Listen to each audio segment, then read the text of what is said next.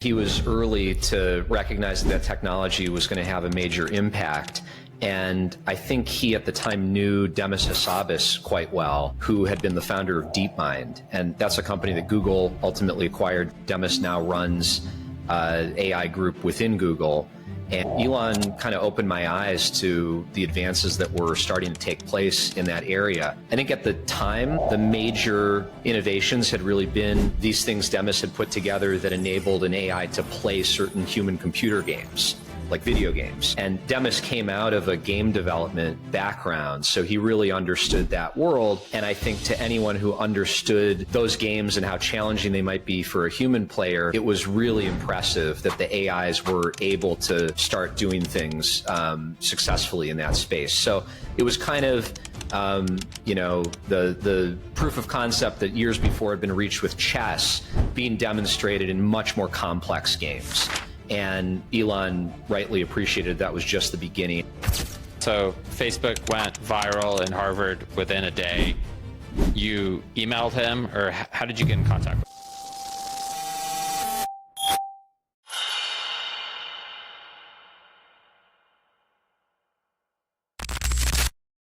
Tell me about the story about how you invested in SpaceX a decade ago. Oh my gosh. Well, I got to know Elon socially here in LA. He lived here at the time. And that was before SpaceX and Tesla were household names. So I think Tesla at that time just had the Roadster out. And SpaceX had been doing a bunch of launches, but they hadn't yet done their first reusable proof of concept, which was a major turning point for the company. So I was really excited to meet Elon. I met him at a dinner through friends, and obviously was just super impressed by the kind of intrepid stuff he was doing, and asked him if I could invest. So he facilitated that. And yeah, it was, I think, 9 or 10 years ago, and been a great investment. So this was around 2014, 2015, and you guys were talking about AI. Tell me about his views on AI a decade ago. Well, no surprise. I mean, he was early to recognize that technology was going to have a major impact. And I think he at the time knew Demis Hassabis quite well, who had been the founder of DeepMind. And that's a company that Google ultimately acquired. Demis now runs AI group within Google. And Elon kind of opened my eyes to the advances that were starting to take place in that area. I think at the time, the major innovations had really been these things Demis had put together that enabled an AI to play certain human computer games, like video games. And Demis came out of a game development background, so he really understood that world. And I think to anyone who understood those games and how challenging they might be for a human player, it was really impressive that the AIs were able to start doing things successfully in that space. So it was kind of the proof of concept that years before had been reached with chess being demonstrated in much more complex games. And Elon rightly appreciated that was just the beginning. And I think at that point had started to talk to Max Tegmark, who's at MIT, and other thinkers who were influential in sort of calling out the significance that AI was likely to have in the years ahead. Elon was already known in Silicon Valley. He had sold Zip2. He had started PayPal with Peter Thiel through a merger. But he wasn't anywhere close to how prevalent he was today. What did you see in Elon that made you believe that he could build a rocket company? He had already built a rocket company, and it was already launching rockets. So that alone was already amazing. I think the big uncertainty at that moment was just whether he would be able to reuse the rockets. And as he's always talked about, air travel would be completely unaffordable if you had to destroy the plane every time you flew it. So that key inflection point was demonstrating that you could send a rocket up, bring it back down, and then reuse the same rocket. And I didn't have any kind of special insight on that. I just thought he was amazing, and what he had already done was super impressive. And that was the same time that you were, that was about the same time that you were discovered as a recording artist. Tell me about the story of how you were discovered and how you became a recording artist. Yeah, I had been a rock musician in college, and I had started my band, which was called Chester French, when I was a freshman. And it basically, throughout my undergraduate years, became our goal to do this as a full-time profession. And so we got very lucky right before we finished school when Kanye West and Pharrell, two artists who we had loved, discovered our music and then offered us record deals. And so I came out to LA just subsequent to that. We basically signed our deal right as we were graduating and moved immediately to LA. And it was only a few years later that I started doing investing, and years later that I met Elon and those guys. This was 2007, we graduated. So I was for 5 or 6 years just doing music full time. And it wasn't until I invested in Spotify that I started to devote more and more of my energy to business. So you started to collaborate with Spotify and this led to business career. Tell me about that. It was a totally unexpected series of events for me. Right when we were graduating and coming out to LA, I had facilitated a meeting at Facebook because I knew Mark Zuckerberg from college, and then Jimmy Iovine was the guy who was running Interscope, which was our record label.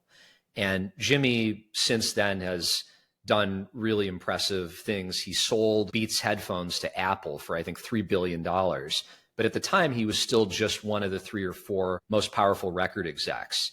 And so I thought getting him and Mark together had the potential to lead to really cool things. And I went to that meeting with the two of them to introduce them. And at that meeting, a friend of mine named Dave Morin, who worked for Mark at the time, told me about Spotify. And in fact, I think I had heard of it, but Dave said, I can get you an account. And that was a really special privilege at the time because the company was only in Sweden and a couple of other small European markets. And so if you were in the US, you couldn't legally get a Spotify account because the music wasn't yet licensed for usage by US residents. And so Dave got me the Spotify account, and I just became obsessed with it. And then he introduced me to Daniel Ek and a guy named Shaq, who was early and instrumental in the company's growth. And through them, I had this amazing opportunity both to invest and then to become the artist in residence of the company, which was a role we invented,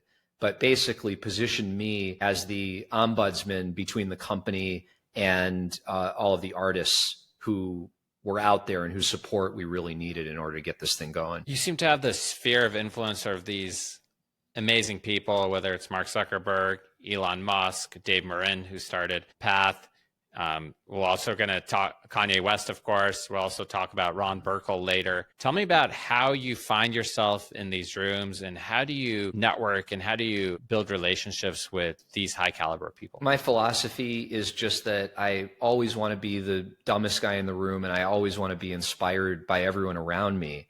And, I didn't get to know Zuckerberg when he was Zuckerberg. I mean, we met when we were both college students, and at that time, he had just launched Facebook. There were a couple thousand users. I think I'm like user 2020 or something. And so it wasn't obvious that that was going to become what it became, but it was clear that he was impressive. And, to have something come out like that and catch wildfire in 24 hours on your campus, my reaction is, wow, I want to know the guy. So I guess I've just always followed that mindset, which is I want to know people whose work I think is incredible and I want to learn from them. And so whenever I've had this opportunity to work with or be around people who I respect in that way, I've always taken it. And then, sometimes that leads to a real relationship, and other times you have no chemistry with someone or you find out that they're actually disappointing, and then you don't want to cultivate it. But I think my attitude has always been, I want to always be inspired by the people around me. And I want that to, raise the level of my own thinking and performance and attitude. So Facebook went viral in Harvard within a day. You emailed him, or how did you get in contact with Mark? There's one investing category that's outperformed major US and world stock markets over the past 3 years: private infrastructure. Private infrastructure is expected to double over the next 10 years with the continued development of AI, increased demand for power generation, and the modernization of supply chains.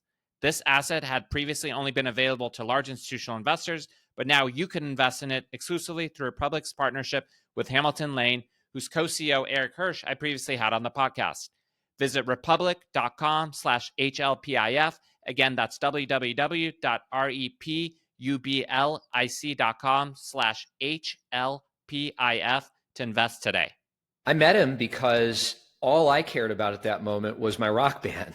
And what we were trying to figure out was, how do we go from playing literally in the basement of the dining hall on campus to like turning this into something real?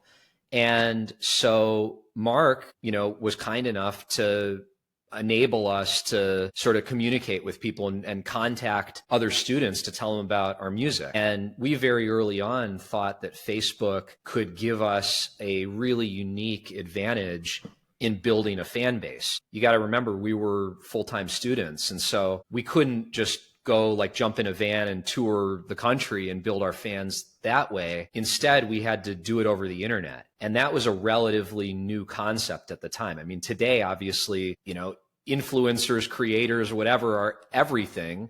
And when people are making a TV show, they care about how many Instagram followers the actor has. But at that time, social media was nascent. MySpace was pretty popular, but it was not really used for spreading media. And so I met Mark because I said, we really should figure out ways to leverage this to grow our fan base. And that was the best idea we had. Now, in retrospect, obviously, I should have thought to loan him some money to keep the servers on for another week, but it didn't occur to me. I mean, we were just trying to, make our band successful, and Mark had this incredible platform. He even at one point, I think, did an interview with the Harvard Crimson, which is like the campus newspaper, and he had been building a second product. People don't remember this, but he had tried to launch a second product called Wirehawk, which was a platform for exchanging media. It was like kind of like LimeWire or something. And so he did this interview with the Harvard Crimson, and he said, for example, Chester French, our band, like could use Wirehog to reach its audience or to share its new songs or whatever. So it was just a cool environment where I think obviously Facebook was really early. It quickly eclipsed Chester French in historical significance. But at that moment, it was like natural for us to try and figure out how we could leverage that. And I've heard that Facebook was Mark's like 11th project that he had tried, and he was trying it for a couple more days and he was going to move on to something else. Maybe it was Wirehog, and that it was just another fun project that he was starting, that he didn't have these grand visions for at the very beginning. Is that true? I don't know, but what's obvious is, he was always a very ambitious guy, and he iterated on Facebook when it started working very quickly, and that product just grew like wildfire. So Facebook obviously wasn't the first social network, but became the most successful. What was different about Mark, and what made him so successful? What's his superpower? Well, I haven't really worked with Mark, so it's hard for me to say anything that's not, just coming from like a casual observer point of view. But I guess my impression is he's an amazing executive and very scientific, very empirical. So I think obviously Facebook has developed its products and its strategy with a very deliberate and, again, empirical approach, letting the data tell it what it should do, where it should go. And if you compare that to MySpace was much more culturally oriented, right? The people behind it were, I think, Tom was like a photographer or something. And so they were building an environment that had a vibe, and it was the vibe that they thought was cool. And it was kind of LA in the early 2000s was like what MySpace felt like. People decorated their pages crazy, and there was a lot of self-expression, and there were a lot of weirdos. It kind of felt seedy. And then Facebook came along, and it had a user interface that was incredibly straightforward. Your mom could use it, and then they were just super rigorous and scientific in their strategy to build the user base and create value for the users. And then obviously along the way, Mark had really experienced and really brilliant people helping him. Sean Parker, who's a very dear friend of mine and a collaborator, was the first president of the company. And, I know Sean both injected a huge amount of technical and product expertise that he brought to the table, and also financing acumen. So, a lot of things had to go right. But of course, Mark is really talented, and the evidence of that is undeniable. I've never met Mark. I've met his wife. I've met Dustin Moskowitz. I've met a couple of the early employees. One thing that seems to be pattern with Mark and Elon and some of these other super entrepreneurs is their ability to just go where the data is showing them and to think wholly from first principles. Well, first principles itself has become this term that everybody uses that essentially doesn't mean anything. But first principles means that you're also willing to go against the grain, against social norms. In many ways, Facebook and MySpace was like the exact opposite. MySpace was trying to be cool and Facebook was just trying to be right. And I think we've lost something in society where people have the courage to do things that do not seem to make sense to people at that time, and the courage to be disliked. Both of them are highly aspirational figures in our culture today. So I think that Donald Trump is also obviously the heterodox thinker. He's a disruptive guy. So in a way, I would almost take the opposite side of that argument, which is that kind of contrarian, that ability to be super logical in the face of a lot of social pressure. And I'm not saying Trump is logical in particular, but Elon and Mark, in the way they pursued the ideas they had, were doing something that they felt from first principles was logical, rational, irrespective of whether or not the capital market agreed with them or whether cultural commentators in the media agreed with them. And it worked, and it worked in a big way. So my experience of the past decade has actually been that contrarianism has gone from being actually rare to now being something that everyone is chasing. So what does every family office want in America? They want to own SpaceX stock. They want to, get Stripe secondary. These ideas they think are contrarian. Those are fun things to go to a cocktail party, and tell your friend who owns the S&P you've just bought. And so I think the major question I have for this moment is, what is contrarian today now that contrarianism is completely mainstream? Where can you actually have an edge by thinking differently when crypto is all the rage, when AI is all the rage, when life sciences is, hasn't been the rage in the markets for a few years, but it's not a secret. And yet every time I've found something that turned out to be really big, it was something that everyone either was ignoring or hated. And it's hard to find weird ideas today that are hated.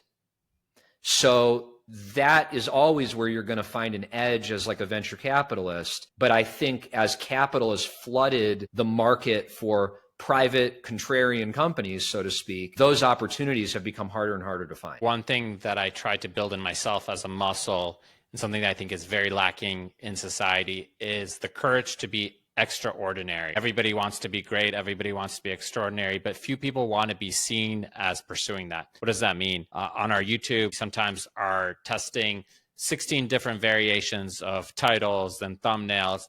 And I know for a lot of people that seems extreme and that seems crazy, and that's okay. That is the culture that we've built, and we're willing to be misunderstood. We're willing to have people think that we're weird, or we try too hard, or we work too hard, or whatever it is. And that's something that I look for in entrepreneurs. That's something that I look in fund managers, this ability to be okay with not being normal. And I think is just not as widespread as it should be. Yeah, I agree. Although if it were widespread, it would cease to be a thing. So, and I think ultimately it's a personality trait. I mean, you either really care what people think about you, or it doesn't matter that much to you.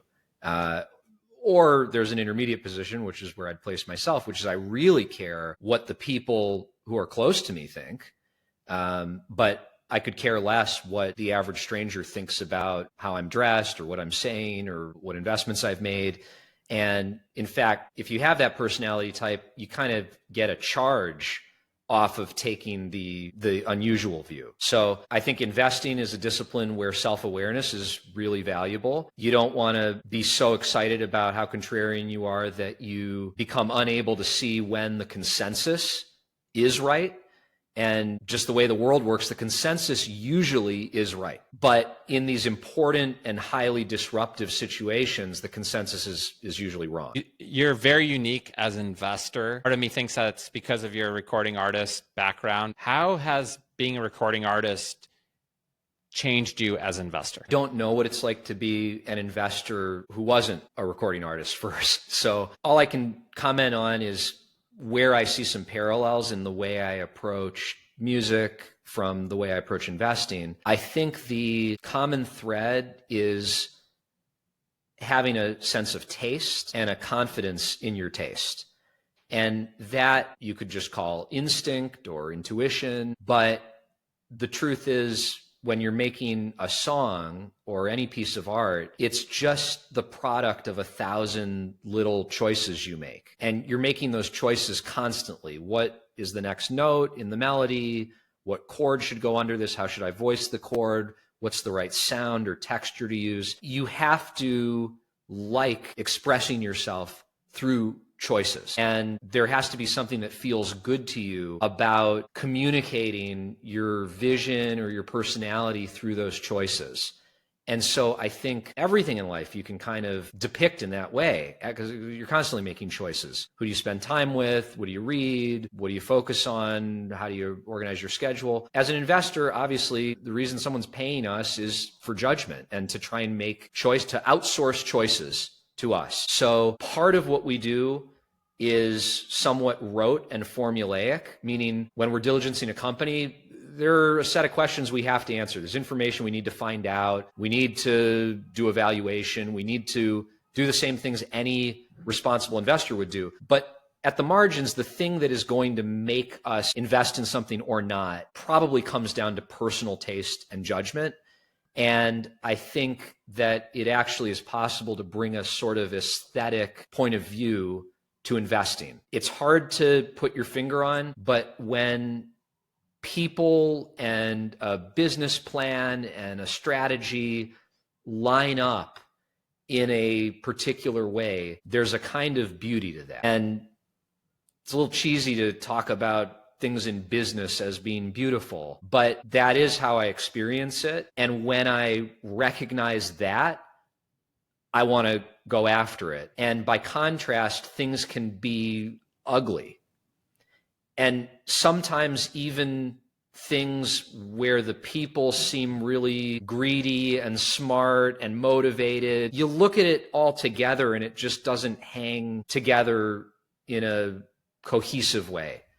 And I've passed on things that were like that and then they worked. But my experience is usually if it feels ugly, don't do it.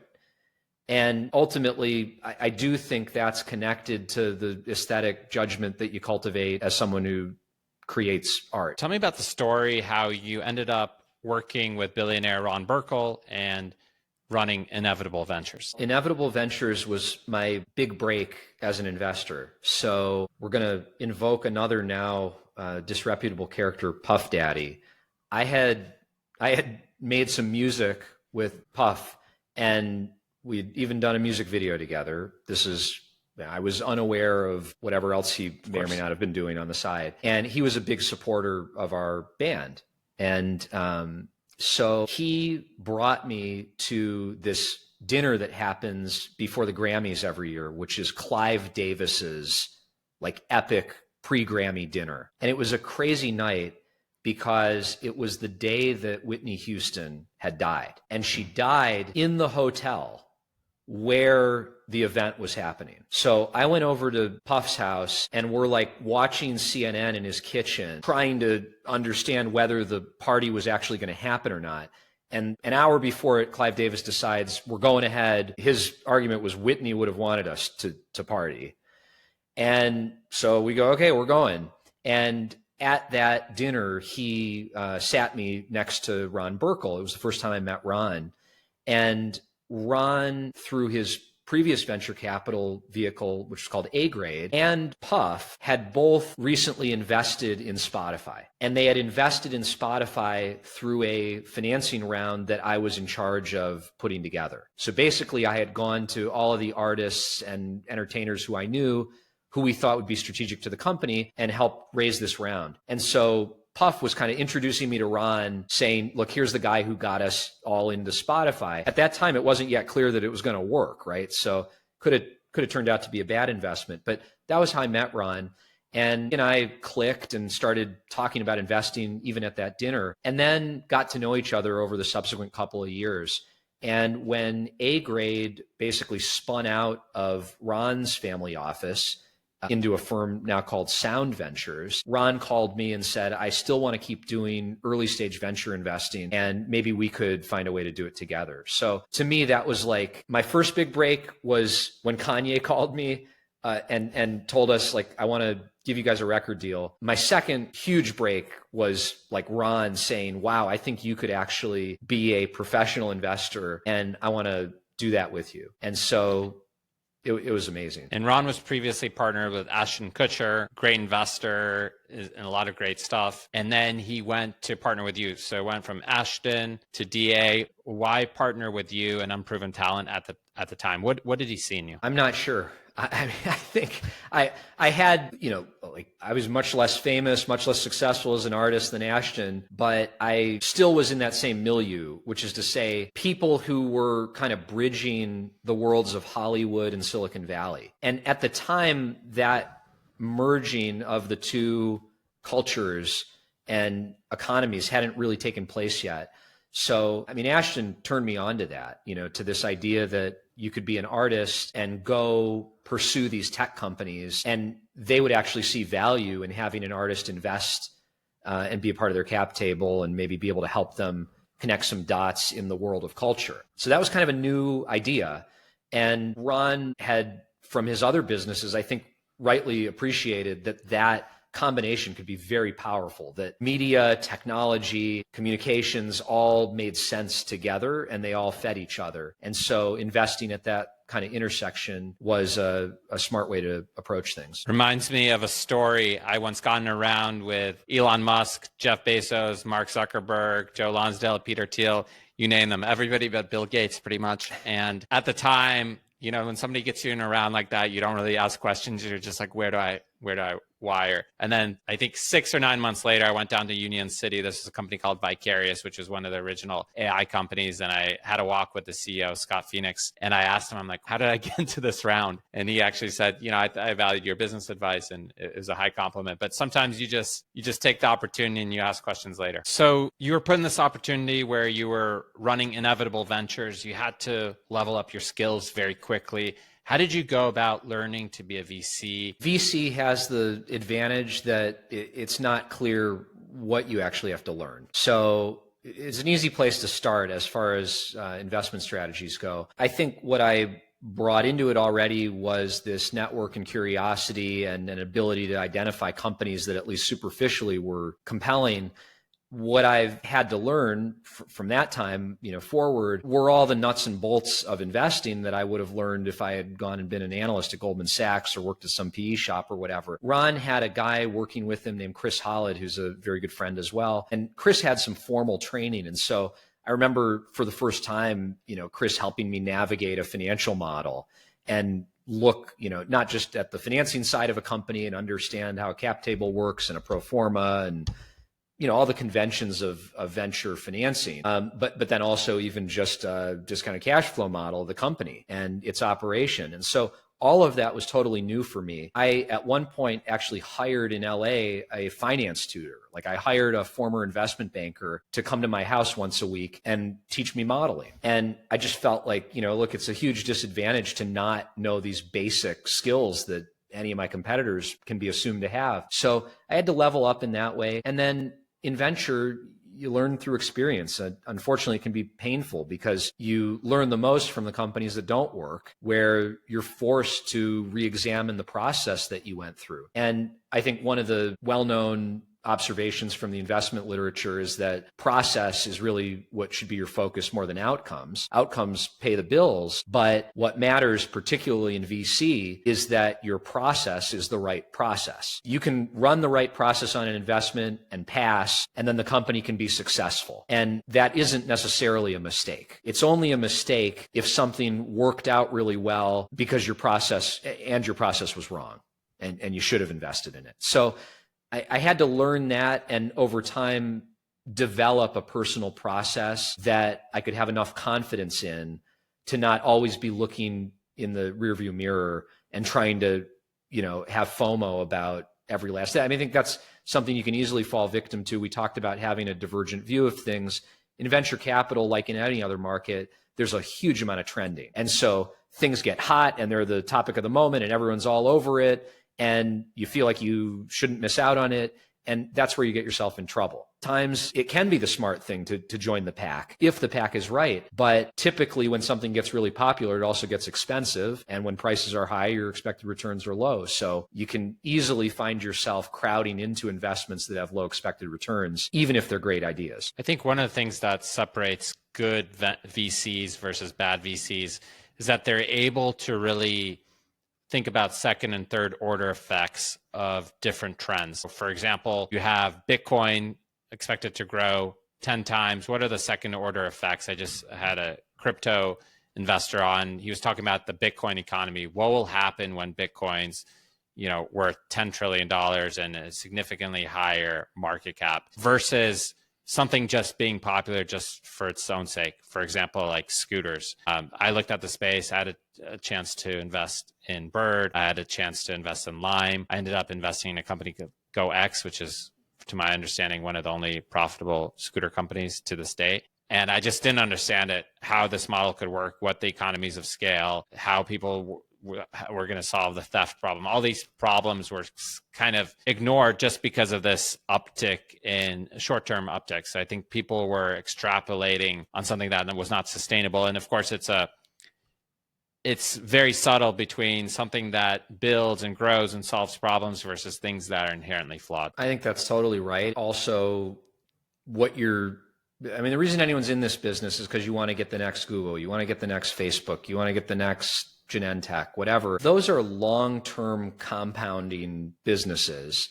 And where they ultimately end up making most of their income may be very different from what they start doing. So I think there's a difference between betting on one idea or one product and betting on a company. And when you talk, you've talked to a lot of investors. When you talk to venture capitalists who have done it for 30 or 40 years, almost 100% of them say the same thing. And that is that it's all about the people. And so that's my experience too. It's true. It's possible that Bird, with the right people, could have turned in by now to something completely different and taken over the world. And you just never know. So I think it's hard to extrapolate from the first product, the first idea. Those are forms of evidence about the people that have produced them. And ultimately, what you're investing in are people who are going to be able to do that over and over and over again. Going back to Zuckerberg, buying Instagram was brilliant. Pulling off the move to mobile was brilliant. WhatsApp was brilliant. Like, when you saw this guy building Wirehog and Facebook, you could have never known that those things would happen. All you could have done would have been to assess him and the people around him, the way they thought, the way that they might be expected to adjust to new circumstances. And over the long run, it's that ability to adjust and pivot and find clever strategies and openings that makes all the difference. You went from inevitable ventures to going after the healthcare biotech space. What led to your interest in the space? And tell me about your new venture fund. So while I'd been investing with Ron Burkle at Inevitable Ventures, I started to get really obsessed with healthcare, and in particular, how screwed up the US healthcare system was. And so I started looking at businesses around healthcare delivery. Think of software companies whose products are used by hospitals or insurance companies, things like that. And then as I immersed myself more in our medical system, what became clear were two things. One, the medical system itself, the care delivery in America, changes very slowly. And that's why it's been really difficult for politicians to change it. That's why it's really difficult for businesses to become successful in it. It has a huge amount of inertia in it and weird incentives that kind of keep it that way. But the other thing I figured out was that while that system was adjusting very slowly to the future, in life sciences, there was a real revolution taking place. And we're still really early in that revolution. Now, what do I mean by that? I mean that the tools that are actually used in medicine, drugs, diagnostics, research tools, medical devices, they were all in the midst of a kind of technological renaissance. And so drugs, as one example, were going from something that had a very low probability of success. Like historically, developing a new drug has about a 5% chance of working. So who wants to invest in that? And what was happening was, as our understanding of the underlying biology of health and disease was improving, it was becoming possible to develop drugs that had an intrinsically higher probability of success. And so there were not just these kind of advances in our understanding of biology that were driving this. There were also breakthrough new technologies like mRNA, which we all know from the mRNA vaccines. That was a fundamentally new type of drug, what in the industry we would call a modality. And so you had these two things happening in the drug world at the same time. One, drugs are becoming somehow less risky because we understand what they're doing and how they're working and which patients they'll work on better. And in parallel with that, you have brand new technologies that are basically entirely new fields for exploring what's possible in drugging human biology. So that was really compelling to me. And I just decided, if I'm going to dedicate myself to one niche of our economy, human medicine is a great one to bet on. And it's one that I find very personally interesting and rewarding. And of course, the products that these companies develop are products that are going to touch people at the most important and profound moments in their lives. So all of us are patients at some time or other.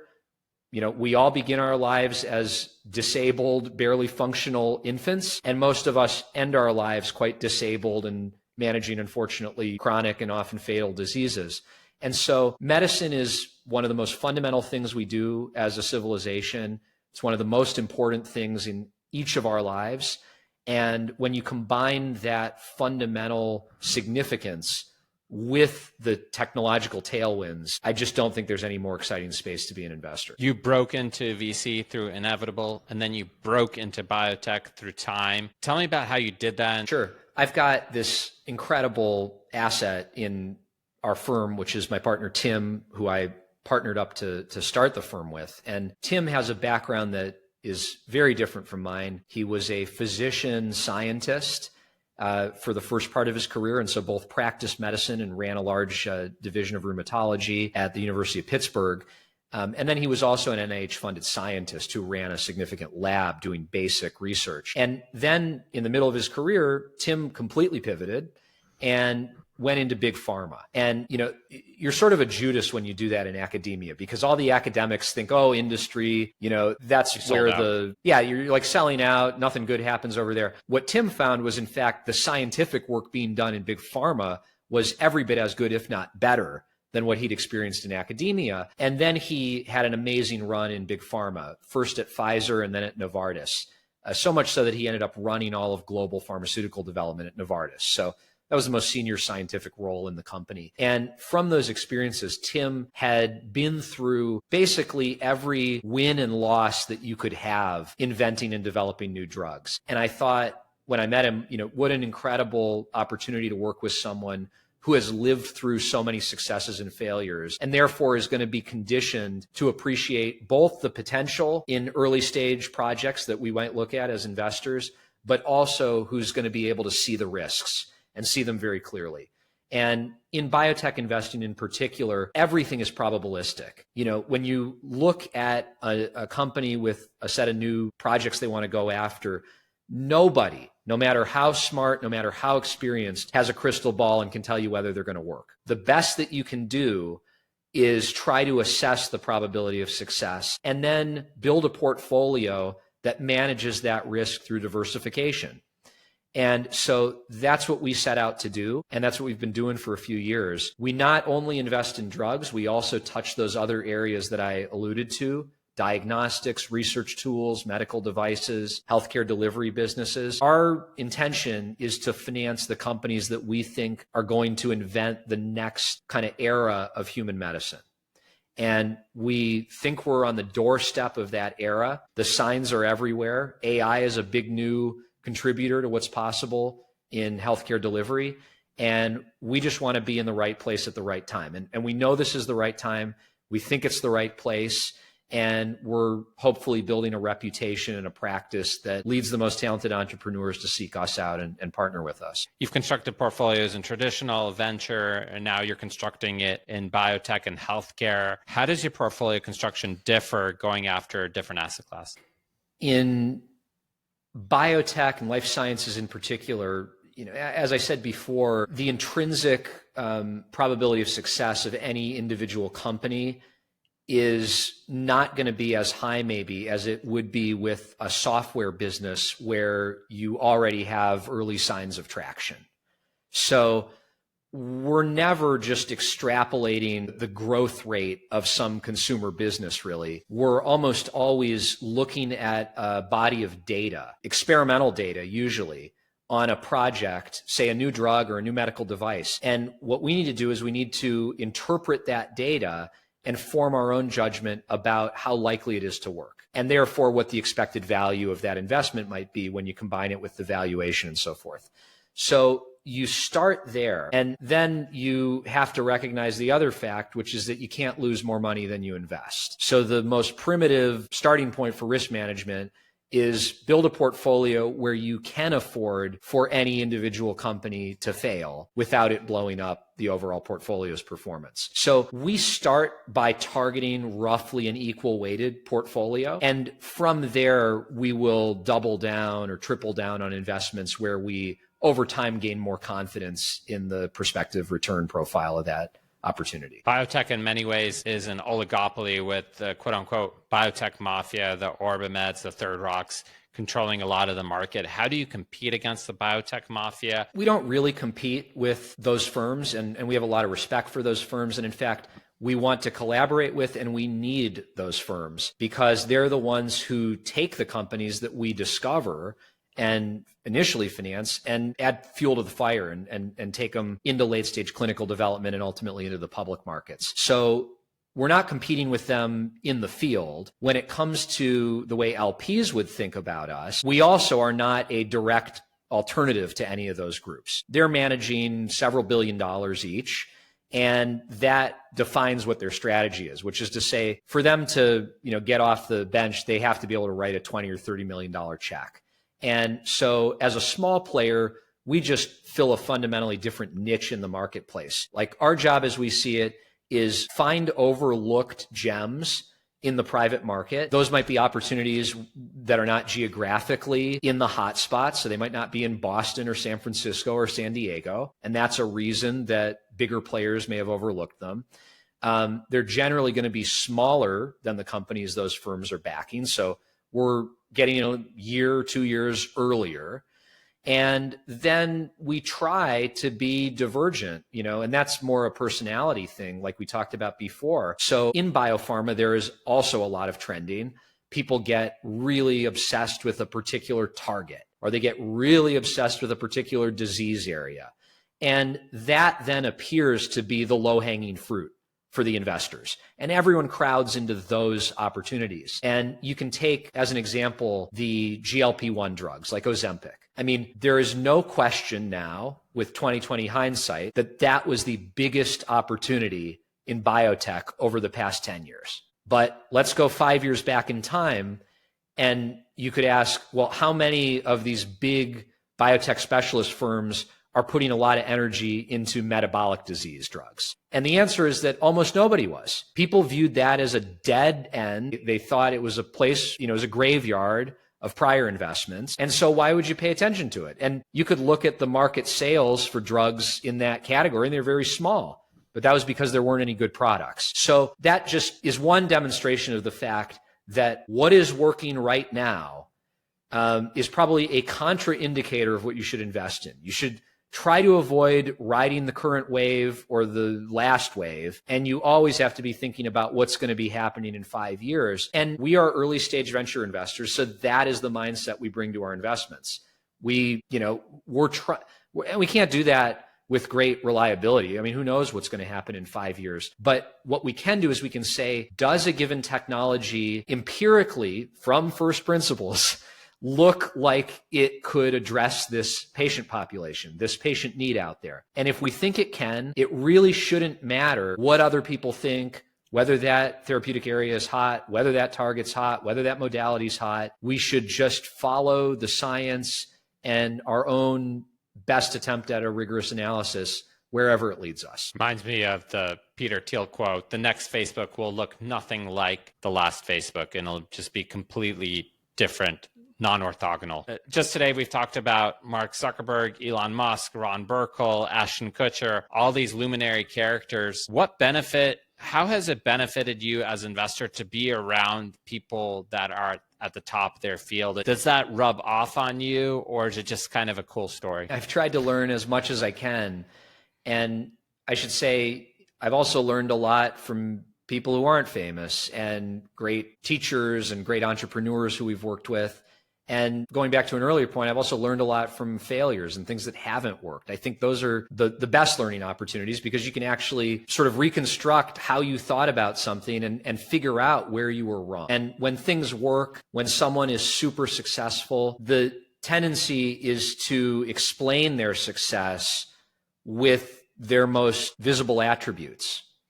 And in fact, a lot of highly successful investors, entrepreneurs might have been successful in spite of their most visible characteristics, not because of them. So I guess what I would say is I feel lucky to have been around these people. It's given me some pattern recognition, some intuition for what that kind of success looks like. I'd say maybe one kind of heuristic. I heard this from the fellow who used to run Bailey Gifford, and I forget his name, but he's a really clever investor. What he said was he looks for companies and people who don't remind him of anyone else. And that lodged in my head and resonated as very true. And I think you could use that to characterize the folks you mentioned. They're all very unique.